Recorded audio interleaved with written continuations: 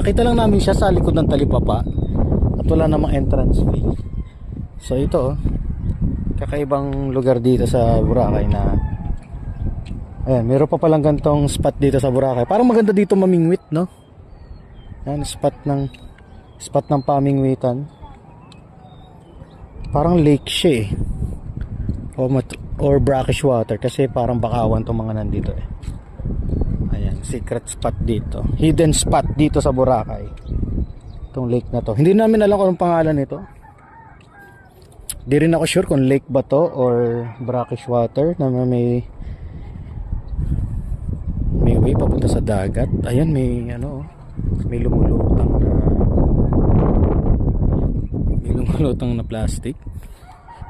May mga isda, may trompeta. So ibig sabihin direkta to sa dagat. Kasi may trompeta fish. Hindi siya brackish. Hindi sa lake. Ayan, ganda. Siguro sa gabi maganda dito gawa ng may ilaw eh. Tambayan, gano'n.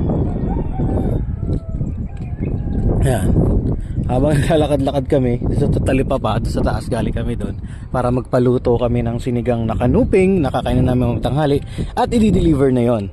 So ang restaurant nga pala ng guys na palutuan doon is yung Papangs. Makakatipid kasi kayo pag rekta kayo doon sa mga pamilihan ganyan. Yan yung mga tipid tips. Ano? Ay, ang daming isda sa ilalim, mga banak oh, baby banak. Daming isda, no? Nakita niyo yon?